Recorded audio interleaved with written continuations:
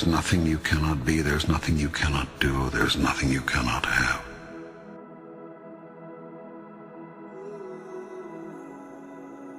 You are the most magnificent, the most remarkable, the most splendid being God has ever created. Who could reject such wondrous magnificence? But you do not know who you are, and you think you are a great deal less. I tell you this, you are your own rule maker.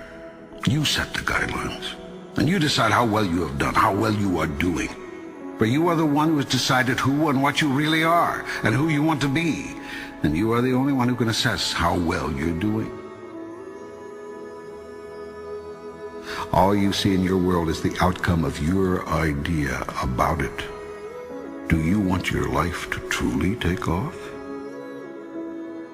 Life will take off for you then, when you choose for it to. Make a choice. Like, you just decide. You have not so chosen as yet. You have procrastinated, prolonged, protracted, protested. Now it's time that you promulgated and produced what you have been promised. What it's going to be, who you're going to be, how you're going to do it. Just decide. Your world would not be in its present condition were you to have simply listened to your experience. The result of your not listening to your experience is that you keep reliving it over and over again. You cannot resist something to which you grant no reality. The act of resisting a thing is the act of granting it life. When you resist an energy, you place it there. You attract not just what you fear, you attract what you feel, what you are. The more you resist, the more you make it real, whatever it is you're resisting. What you open your eyes to look at disappears. That is, it ceases to hold its illusory form.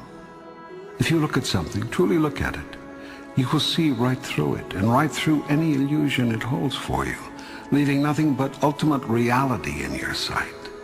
In the face of ultimate reality, your puny illusion has no power. It cannot long hold you in its weakening grip. You see the truth of it, and the truth sets you free. Only when you say, I did this, can you find the power to change it. It is much easier to change what you are doing than to change what another is doing. The first step in changing anything is to know and accept that you have chosen it to be what it is. You are always in the process of creating, every moment, every minute, every day. How you can create we'll go into later. For now, just take my word for it. You are a big creation machine, and you are turning out a new manifestation literally as fast as you can think. We really do paint our world with our thoughts and our level of self-belief. You are a threefold being. You consist of body, mind, and spirit.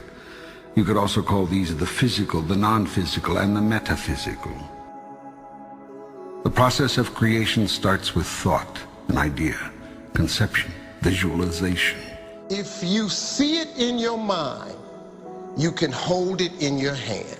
Everything you see was once someone's idea. Nothing exists in your world that did not first exist as pure thought. If you have a clear picture in your head of something that is going to happen, a clear belief in that it will happen no matter what. Thought is the first level of creation.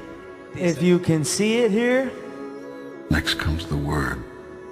And you have the courage enough to speak it, it will happen. Everything you say is a thought expressed.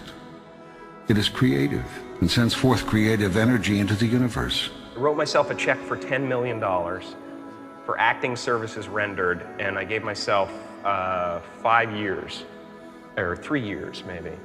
And I put it in my wallet, and I kept it there, and it deteriorated and stuff.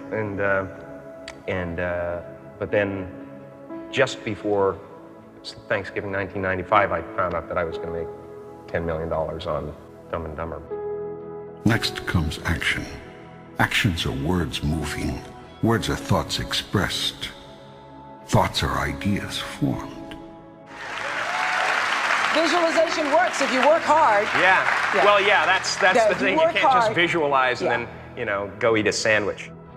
Go first to your highest thought about yourself. Imagine the you that you would be if you lived that thought every day.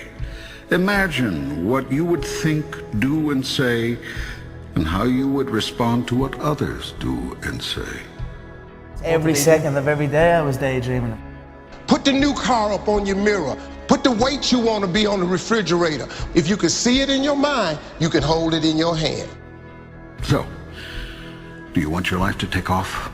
Begin at once to imagine it the way you want it to be, and move into that. Check every thought, word, and action that does not fall into harmony with that. Move away from those. When you have a thought that is not in alignment with your higher vision, change to a new thought then and there. When you say a thing that is out of alignment with your grandest idea, make a note not to say something like that again. When you do a thing that is misaligned with your best intention, decide to make that the last time. And make it right with whomever was involved if you can. I stayed true to my dreams, and by doing that, eventually it came true. This will require tremendous mental and physical effort. It will entail constant, moment-to-moment monitoring of your every thought, word, and deed. It will involve continued choice-making, consciously. This whole process is a massive move to consciousness. What you will find out if you undertake this challenge is that you